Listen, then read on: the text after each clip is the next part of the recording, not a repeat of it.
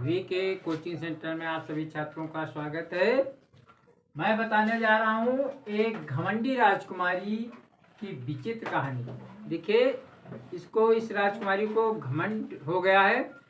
देखिए, अगर इस वीडियो में आप नए आए हो तो लाइक और सब्सक्राइब अवश्य कर देना। वीडियो पूरा देखना, ज़्यादा से ज़्यादा लोग शेयर करना। कहानी बहुत अच्छी है। देखिए, इसके पात्र हैं राजा, राजकुमारी, स्वयंवर, ठुड्डी वाला राजा, भिखारी, जंगल, साम्राज्य, कच्चे घर में टोकरी, बर्तन, सैनिक। तो आइए जरा ध्यान दीजिएगा, कहानी की तरफ चलिए। मैं बताने जा रहा हूँ। देखिए, एक बहुत समय पहले एक राजा रहता था। तो वो बहुत समय पहले एक राजा रहता था। तो उसके एक पुत्री थी। वो पुत्री यानी राजकुमारी थी। राजा जो होता है उसकी जो संतान होती है राजकुमार, राजकुमारी। तो ये राजकुमारी थी। तो राजा राजकुमारी को बहुत प्यार करता था। राजा राजकुमारी को बहुत प्यार करता था। और राजकुमारी इतनी सुंदर थी, बहुत ज्यादा सुंदर थी। तो वो राजकुमारी इतनी सुंदर थी, बहुत सुंदर थी। तो उसको अपनी सुंदरता पर घमंड था। क्या था? घमंड। अपनी सुंदरता पर घमंड था। तो धीरे धीरे राजकुमारी बड़ी हुई।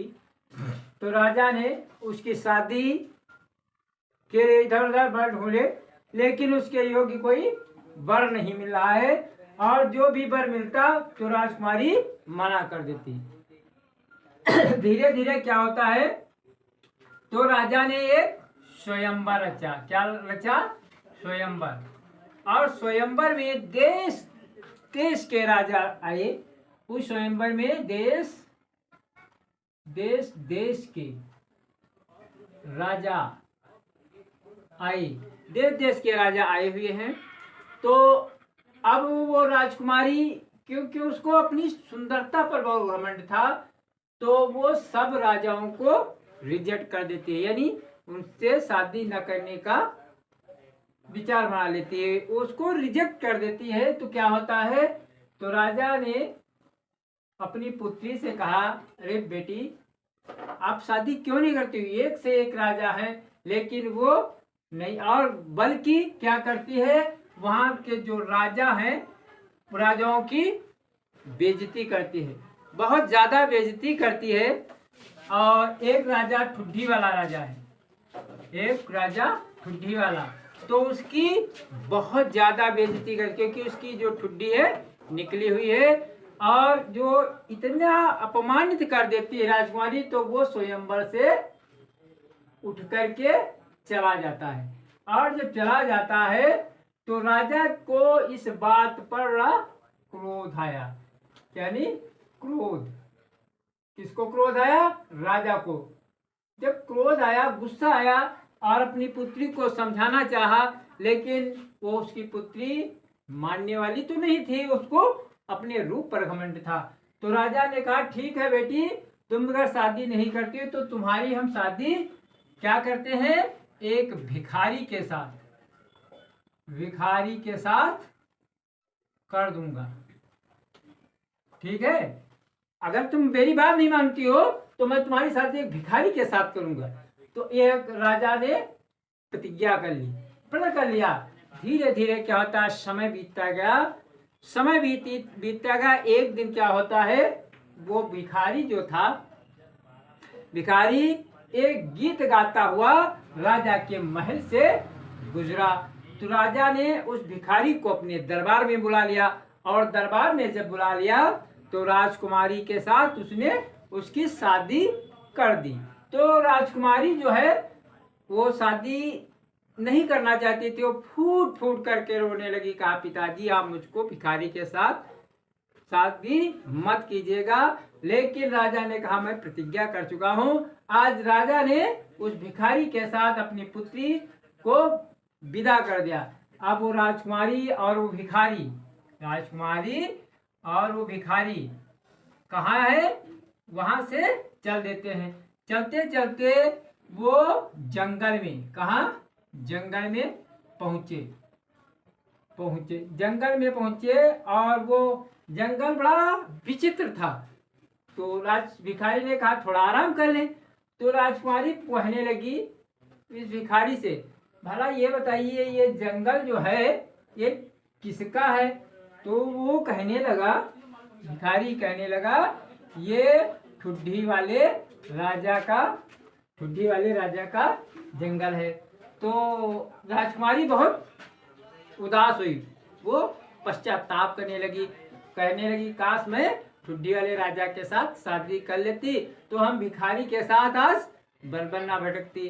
धीरे धीरे आगे बढ़ता गया। जब वो भिखारी अपने साम्राज्य में पहुंचा तो वो लड़की कहने लगी, कौन लड़की? वो राजकुमारी। ये राजकुमारी कहने लगी ये बताओ ये साम्राज्य किसका है? तो उसने कहा, ये भिखारी ने कहा ये ठुड्डी वाले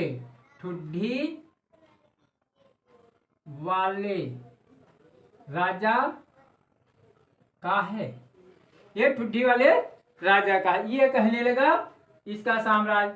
फिर वो वहां से फिर जब ये साम्राज्य उसका है तो वो बहुत ज्यादा दुखी हुई। लेकिन अब क्या है, पछताए हो तो क्या, जब चिड़िया चुग गई खेत। अब धीरे धीरे वो जो भिखारी है उस राजकुमारी को अपने घर ले आया। वो घर उसका कच्चा बना था, कच्चा मकान बना था, उसी में अंदर ले गया। और जब अंदर ले गया तो वहां पर क्या थे, देखा उस राजकुमारी ने बहुत से फटे चीथड़े कपड़े पड़े थे, मैले कुचेले बिस्तर लगा था। एक बिस्तर था बिछौना जिसको बोलते हैं, वो बहुत गंदा था। और इधर माछी भिन्न भिन्न होती है, उधर माछी, इधर उधर सब कूड़ा कचरा पड़ा है, क्योंकि वो भिखारी है। तो अब वो राजकुमारी वहीं पर रुकी है। अब वो बहुत दुखी है, फूट फूट कर रो रहे, लेकिन फूट फूट रोने से क्या होता है। अब वो एक बिछौना जो है, उसी बिछौने पर वो भिखारी ने कहा इसी पर लेट जाओ। आज राजकुमारी फटे गुदड़ हुए बिछौने पर लेटती है और उसको नींद नहीं आती, रात भर सोचती रहती है।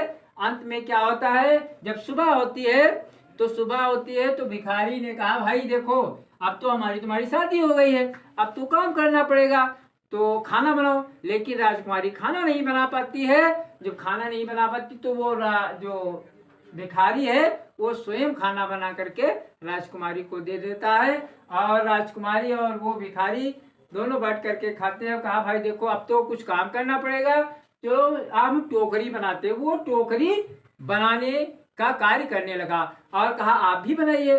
तो राजकुमारी भी टोकरी बनाई, लेकिन उसके हाथों से खून बहने लगा, क्योंकि वो कोमल थी, सुंदर थी, नाजुक थी।